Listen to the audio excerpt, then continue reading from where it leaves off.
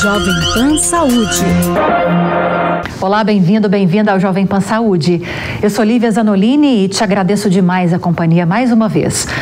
No programa de hoje, vamos falar sobre uma bactéria que vem preocupando bastante nos últimos dias, chamada de Streptococcus pyogenes. Ela é conhecida, gente, por causar várias infecções em humanos, como faringite, amidalite, infecções de pele e, em casos mais graves, até febre reumática.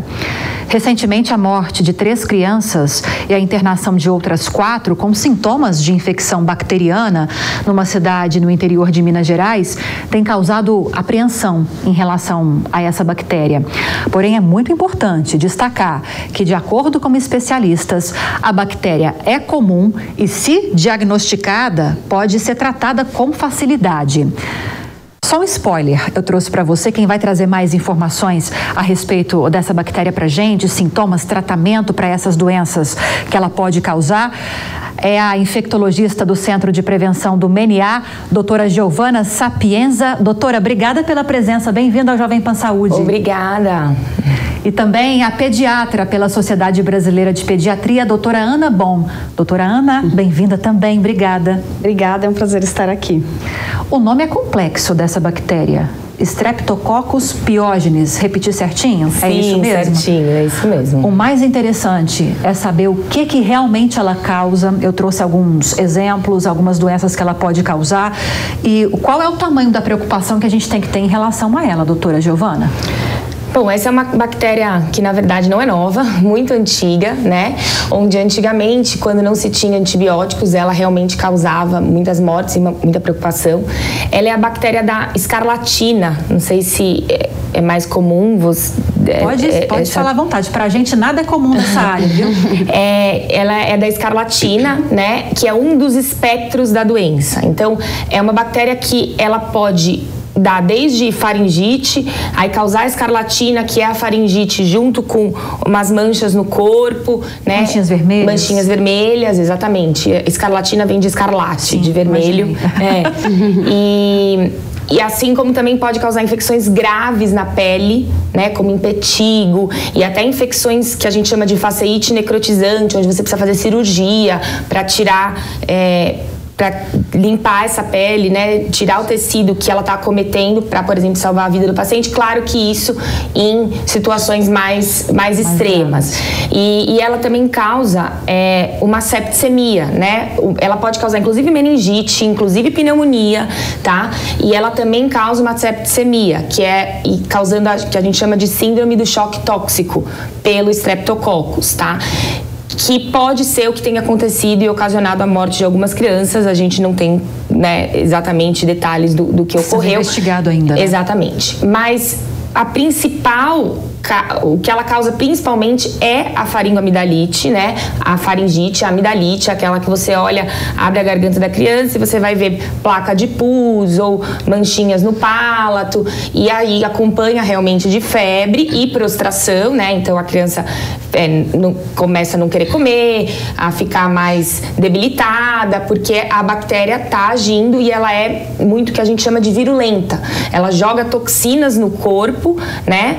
E aí ela tenta e aí sim que ela causa infecção, e por isso que a infecção pode se agravar. Mas como você bem disse, você dá o antibiótico e você mata essa bactéria e corta esse ciclo. Então, o importante é o diagnóstico precoce e o antibiótico no momento certo. Essa informação é extremamente importante, doutora Ana, porque é muito comum a automedicação quando a criança tem dor de garganta.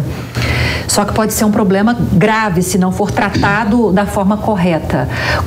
Antes de falar sobre isso, como é transmitida essa doença de uma pessoa para outra? A bactéria, efetivamente, não a doença, porque são várias, né, que podem ser causadas. Então, essa é uma bactéria que mora nas nossas vias aéreas, né? Geralmente, as pessoas podem ter colonização por essa bactéria, elas podem, inclusive, ter essa bactéria na garganta, na via aérea ou na pele, sem transmitir a doença.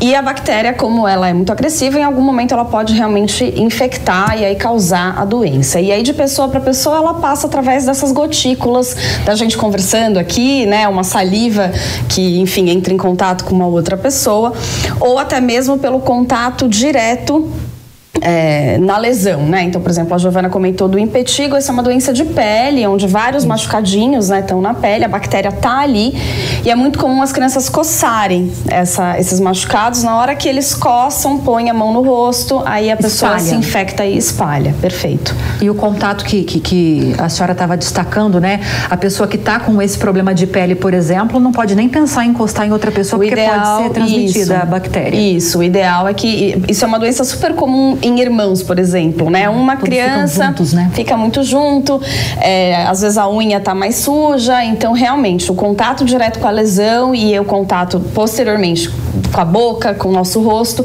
pode levar você a se infectar. Eu tenho mais informações em relação a essa bactéria, gente. As mortes dessas 3 crianças que eu citei, elas aconteceram em São João del Rei, em Minas Gerais, e estão sendo investigadas ainda. A gente destacou aqui, a doutora Giovana destacou bem isso, que são casos que estão sendo investigados ainda pela Secretaria Municipal de Saúde, com um auxílio de uma equipe da Secretaria de Vigilância em Saúde e Ambiente do Ministério da Saúde. E além dessas mortes, outras 4 crianças com sintomas parecidos foram internadas também em hospitais da cidade. Todos os casos foram registrados entre os dias 24 de setembro e 23 de outubro. E as crianças, é importante essa informação, não tinham vínculo entre elas.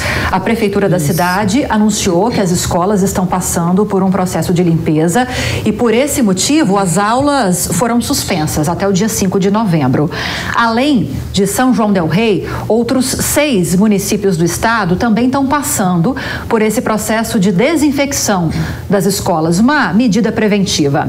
E segundo as prefeituras, o objetivo é prevenir, como eu disse, a infecção de novos estudantes. Eu ressaltei várias vezes, doutora Giovana, os casos ainda estão sendo investigados e o fato de essas crianças que morreram e essas que estão sendo tratadas ainda não terem vínculo uma com as outras. Essas informações são essenciais para esse caso, né? Sim, com certeza. E existe um departamento dentro das secretarias de saúde que investigam esse tipo de situação para realmente entender o que está acontecendo, se tem alguma coisa diferente nessa bactéria que está circulando nessa região, né, que faça esses casos serem mais graves ou não. A gente não tem nenhum tipo de informação em relação a isso, tá?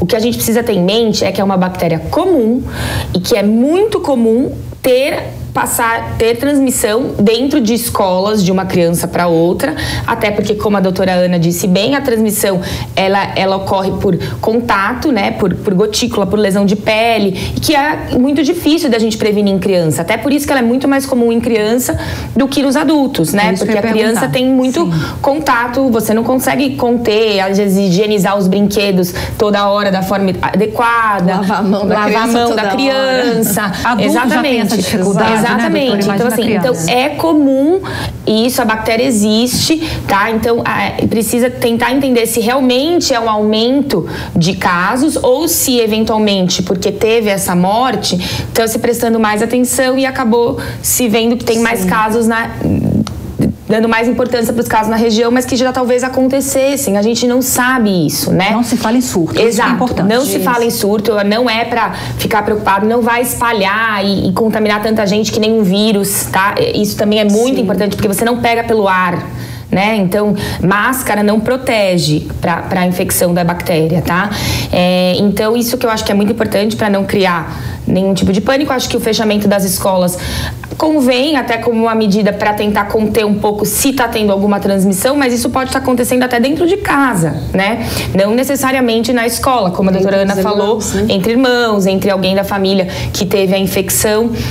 Então, é só para entender bem essa diferença, mas ressalto de novo que tem tratamento e tem cura, inclusive para impedir a transmissão, o ideal é começar o antibiótico o quanto antes. Doutora. Posso comentar um dado que eu acho que é importante, né? As pessoas geralmente quando tem esse tipo de notícia é natural que os pais, os familiares fiquem super apavorados, né? Porque obviamente são casos graves.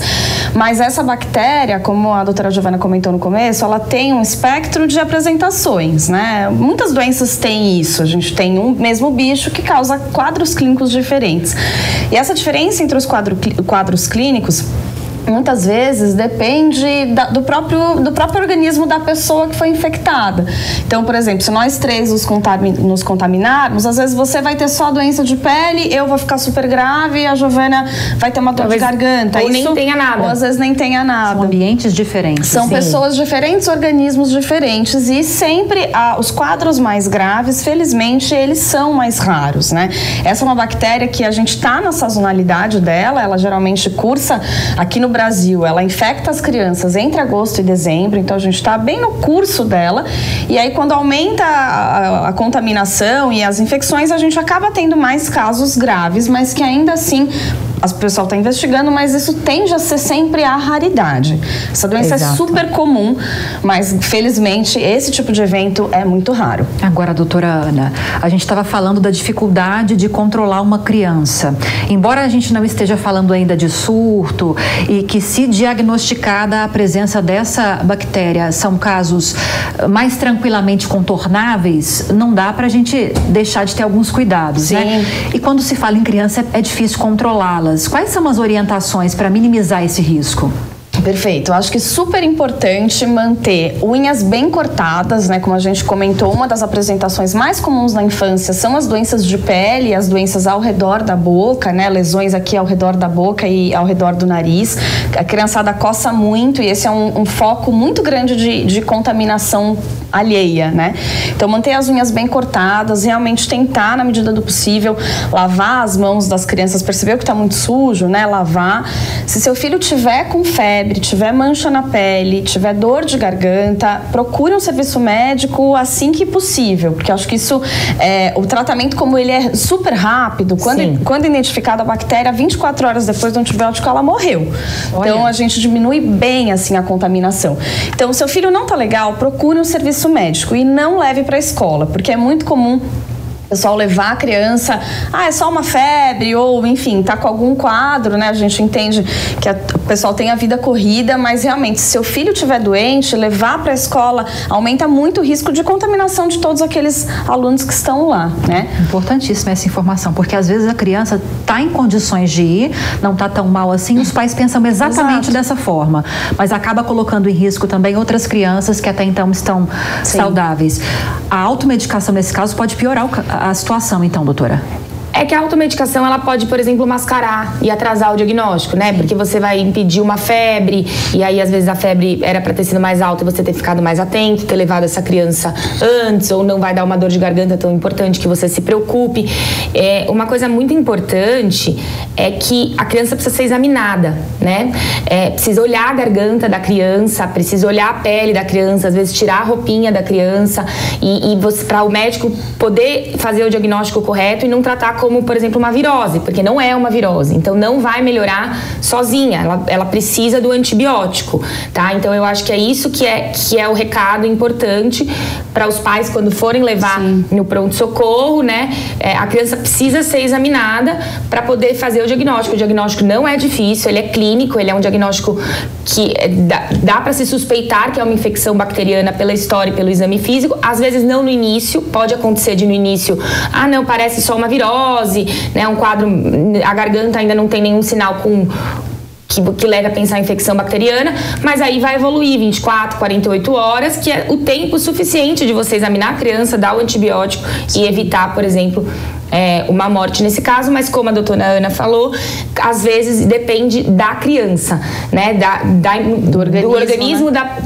do hospedeiro que se vai ou não evoluir para um quadro mais grave, não necessariamente só o tratamento, mas o tratamento precoce previne com certeza a evolução. 2 pontos importantes do quadro clínico, que geralmente a gente avalia, né, para saber se é ou não bacteriano.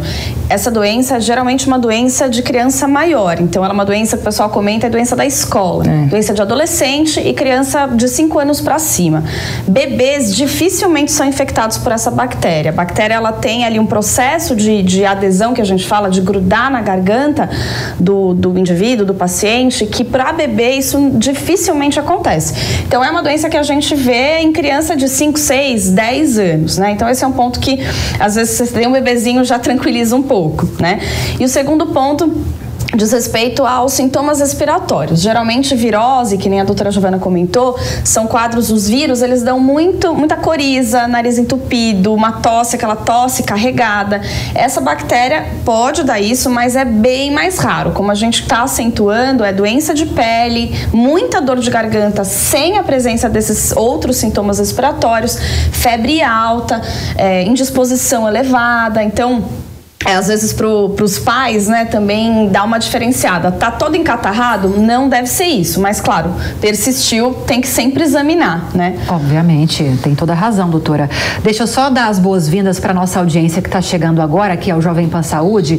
A gente está falando sobre uma bactéria que tem preocupado principalmente no interior de Minas Gerais, Streptococcus pyogenes. E para a gente entender um pouco mais sobre o que é essa bactéria, o que ela causa, tratamentos para evitar casos graves, a gente está recebendo aqui no Jovem Pan Saúde hoje a doutora Giovana Sapienza, que é médica infectologista do Centro de Prevenção MENIA, a quem nós agradecemos demais a presença hoje, e também a doutora Ana Bom, que é pediatra pela Sociedade Brasileira de Pediatria.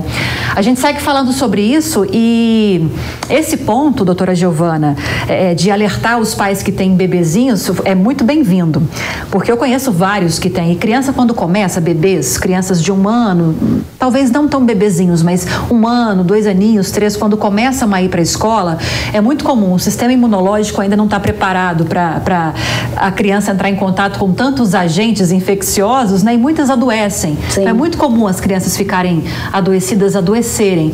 Então, pelo menos em relação a essa bactéria, tem esse ponto de tranquilidade para esses pais. Sim, a gente nunca fala nem nunca, nem sempre na medicina, mas menos pânico, seria mas isso. Menos pânico. Então, a gente trabalha, o nosso raciocínio clínico trabalha com probabilidades, né? Com estatística, e a gente sabe, quando você está examinando uma criança de 1 ano, claro, existem vários outros diagnósticos possíveis, mas essa bactéria, a chance dela ser o agente que está causando aquele quadro é realmente muito baixa. Doutora Giovana, iniciamos então o tratamento. É feito o diagnóstico, inicia-se o tratamento. Qual é o tempo? A doutora explicou, acho que foi a doutora Ana que falou, de 24 horas a bactéria morre quando o diagnóstico é feito corretamente, o medicamento é aplicado corretamente, né? Mas o tratamento completo deve demorar um pouco mais que isso, né? Depende, né? Uma das indicações de tratamento é a penicilina benzatina, que é uma injeção, né? A famosa Bezetacil. E ela é uma dose. Que é antibiótico, viu, pessoal? Que é antibiótico. As pessoas acham que é remédio para dor de garganta. Não, é um antibiótico para bactéria Streptococcus pyogenes. Exato. Né? É a penicilina, né? O nosso antibiótico mais antigo, que ainda funciona e é muito eficaz para o tratamento, e ela é uma dose única, né? Claro que ela tem uma ação no corpo mais prolongada, mas ela é uma dose única e efetiva para o tratamento na maioria dos espectros, né? Na maioria dos casos dessa infecção. Claro que os casos mais graves, que nem eu comentei, né? Que às vezes precisa de internação, a gente acaba optando por outros antibióticos e aí por um tempo mais prolongado. O tratamento via oral, ele também pode ser feito com a amoxicilina, tá? Mas aí já é um tempo mais prolongado, né? Aí a gente trata pelo menos 1 semana, até 10 dias, dependendo também do caso, para considerar efetivo tanto quanto a penicilina benzatina. Mas a penicilina é o antibiótico de escolha, que é inclusive o que é feito no pronto-socorro. Enquanto não terminar esse ciclo de tratamento, o ideal é manter a criança em casa, doutora, porque tem aquela história, né? Às vezes, em tanto tempo após o medicamento começar a ser dado para essa criança, já não transmite mais. Isso. Nesse caso, qual é a orientação? Essas 24 horas que eu havia comentado, se a criança está bem, sem febre, a gente tem uma garantia bem razoável de que a bactéria não será mais transmitida. Agora, um ponto super importante que você comentou do tempo de tratamento, é sempre muito importante terminar o ciclo de tratamento quando prescrito. Então, se você foi no pronto-socorro, não deram a penicilina benzatina e prescreveram a amoxicilina por 10 dias, muito provavelmente seu filho vai melhorar, vai ficar zerado em 3 a 4 dias, mas termine o ciclo do tratamento, porque a gente tem visto também aquela dúvida de reinfecção ou de um tratamento que não foi adequado. Então, às vezes acontece, o paciente para de tomar um antibiótico ali com 4, 5 dias, mas não teve a descolonização completa, digamos assim, E aí, com 10 dias, a gente tem a garantia de que o tratamento foi adequado. Quando a gente termina antes, você pode ter uma ou outra bactéria que ainda fica presente e ter novamente o quadro depois de um certo tempo, né? Então, é super importante terminar, dar o antibiótico correto, na dose correta, no tempo correto que foi prescrito. A criança foi infectada, passou pelo tratamento corretamente, por esse ciclo total de tratamento. Tá bem, se curou, volta à rotina. Ela pode ser reinfectada de novo? Sim. Essa bactéria, claro que você tem ali alguma imunidade, a gente não tem vacina até o momento contra essa bactéria, né? Às vezes, talvez em algum momento surja, mas hoje não existe. Então, você pode sim ser contaminado novamente, a gente tem visto isso ao longo desse semestre, no consultório, o pessoal que trabalha em pronto-socorro. É claro que durante um determinado período você tem alguma imunidade, mas você tem duas situações que podem acontecer. Ou a sua imunidade se perde contra essa bactéria, ou às vezes pequenas diferenças, o que a gente chama de cepas, né? Então, você tem aquele mesmo conjunto de bactérias, mas sorotipos diferentes, né? Como se fossem ali irmãos, digamos assim.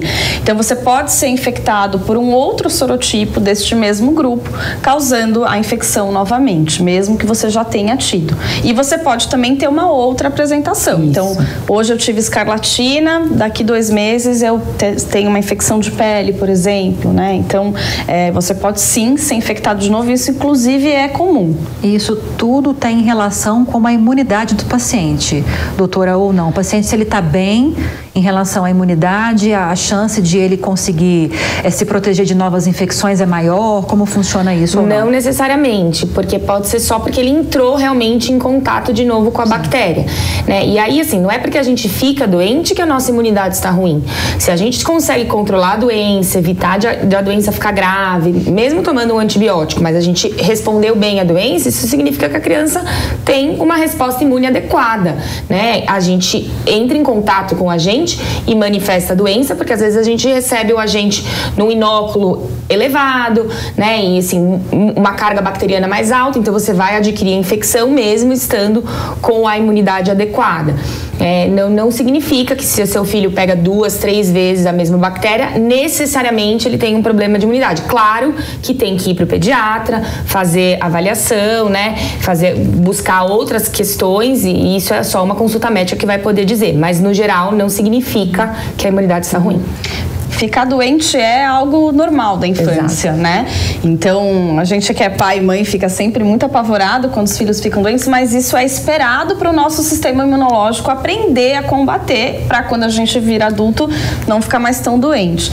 Então, a imunidade, quando ela está adequada, ela mesmo doente, combate bem a infecção. Os quadros muito graves, esses sim, geralmente levam a gente a pensar que pode ter alguma questão da imunidade que não está tão adequada. Agora, doutora Ana, supomos que numa família com 3 crianças, 3 filhos, uma foi infectada por essa bactéria, houve o diagnóstico e está em tratamento. Tem algo que os pais precisam fazer em relação a alguns cuidados, algum medicamento, enfim, algo que os pais devem fazer além do normal, além da prevenção normal com essas outras crianças para evitar que elas fiquem doentes também ou não? O ideal é aquelas medidas, né, de um certo isolamento, que a gente sabe que em casa com mais de um filho é quase impossível, mas realmente entrar com o antibiótico na hora certa, o mais precoce possível, se for essa doença, né, cortar a unha de todo mundo, lavar a mão de todo mundo. Essa infecção, essa co-infecção entre irmãos, de coçar e se tocar, é uma das coisas mais comuns que a gente vê. E de preferência manter a criança fora da escola, né, e os demais nas atividades habituais. Quando você tem vários irmãos, às vezes acontece da última pessoa pegar, ter um quadro mais intenso ou mais grave por já ter entrado em contato com uma grande quantidade de bactéria, né? Se isso vai passando de irmão para irmão. Isso, ele acaba, como a doutora Giovana tinha comentado, né? Se você é diferente, você entrar em contato, por exemplo, eu ficar na mesma sala aqui e a Giovana tá doente por 10 minutos. Sim. Ou irmãos que ficam se abraçando, se beijando, né? Então e vários irmãos contaminados. A quantidade de bactéria com a qual você entra em contato pode fazer diferença no quadro clínico também. Então, de novo, novo, muito difícil manter os irmãos super isolados, mas principalmente ali naquelas primeiras 24 horas, tentar manter algum distanciamento pode ajudar. E aí o compartilhamento de utensílios, perfeito, né? Então, perfeito, brinquedos, sim, copos, talheres, isso tem que ser evitado de toda forma, tá? E isso que às vezes é difícil, por exemplo, dentro de uma escola, onde você tem brinquedos que as crianças compartilham, então precisa ter uma higiene adequada. Por isso que o ideal é, se a criança realmente está doente, ela não ir para a escola, para não poder transmitir isso, né? Porque é difícil conseguir controlar o ambiente. Então, essa decisão que as escolas tomaram, onde esses casos foram registrados, de suspender o atendimento a esses alunos, de fechar por um tempo, foi a melhor decisão.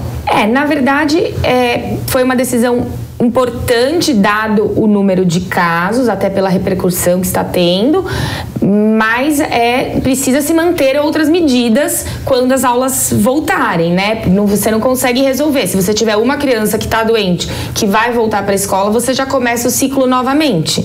Então, você consegue ter a desinfecção e ter o controle do ambiente, que talvez seja difícil quando você está com as aulas abertas, mas após as aulas retomarem, as medidas precisam continuar sendo efetivas, de higienização das áreas comuns, dos brinquedos e principalmente de avisar os pais sobre isso que a doutora Ana falou, de se seu filho está doente, não mandar ele para a escola. Essa troca de informações da escola com os pais é essencial, né? É fundamental. E até mesmo quando você tem uma criança doente, né? Então, meu filho foi diagnosticado com escarlatina, que os pais também avisem a escola, para que a escola avise outros pais. Pessoal, atenção à febre, atenção à mancha no corpo, atenção... Porque, claro, se você tem uma criança infectada, a chance de qualquer quadro ali dos demais ser algo relacionado é grande. Isso, às vezes, até já ajuda o médico que vai atender. Sim. Olha, meu filho tem um coleguinha que foi afastado por escarlatina. Então, essa epidemiologia que a gente fala, né, a história da doença, ela também é muito importante. E essa comunicação, como você falou, Olivia, ela é essencial, né? Ainda mais nos dias de hoje, a comunicação tá aí, né? Então, a gente precisa usar isso pro bem da saúde também. É o que a gente está fazendo aqui, perfeito, inclusive, hoje, né? A gente está caminhando para o final já do programa, em 30 segundinhos para cada uma, eu vou ajudá-las nesse tempo, fiquem tranquilas. Quais são as principais informações que a gente tem que repassar para esses pais que estão assistindo a respeito dessa bactéria? A primeira, nada de pânico. Nada de pânico. Mas ficar atento aos sintomas do seu filho e levar ele para ser atendido e avaliado por um médico que examine esta criança para procurar realmente se tem indícios de infecção bacteriana, para que ela tome a medicação adequada, que no caso é a penicilina, já no hospital e já saia tratada em relação a essa bactéria, para evitar que tanto ela transmita quanto ela evolua para quadros mais graves. Mas assim, é comum, é rotineiro a infecção por essa bactéria, e não precisa criar pânico por causa desses casos que estão ocorrendo. É isso. Acho que sim, lembrar os sinais dessa bactéria, né? Então, é uma doença de escolar e adolescente, geralmente febre alta, muita dor de garganta, sem sintomas respiratórios outros, como nariz escorrendo, nariz entupido, tosse com muito catarro, prostração, né? Aquela indisposição muito grande, e manchas no corpo, sejam feridas ou aquelas manchas avermelhadas no corpo. São os principais sinais dessa infecção, dessa bactéria, que é comum. Procure um serviço médico assim que possível e saia bem tratado e tranquilo. Perfeitas no tempo. Parabéns para as meninas, além do conhecimento na área. A gente conversou hoje com a Giovana Sapienza, médica infectologista do Centro de Prevenção MNA. Doutora, bom demais tê-la aqui hoje. Bem-vinda. Eu que sempre. Agradeço. Obrigada. E falamos também com a doutora Ana Bom, pediatra pela Sociedade Brasileira de Pediatria. Doutora Ana, bem-vinda sempre também. Esclarecedora a entrevista de vocês. Obrigada pelo convite e espero ter ajudado a diminuir o pânico dos pais. Mas ajudaram, com certeza. E a você que esteve conosco, obrigada pela audiência e pela companhia. O Jovem Pan Saúde termina aqui. E se você tiver alguma dúvida, quiser sugerir um outro tema pra gente, é só enviar um e-mail para nós, saude@jovempan.com.br. Lembrando que para rever essa e outras tantas entrevistas que nós já fizemos, é só acessar o canal Jovem Pan News e também o aplicativo da Panflix para Android e iOS. Um grande abraço para você e até a próxima. Jovem Pan Saúde. Realização Jovem Pan News.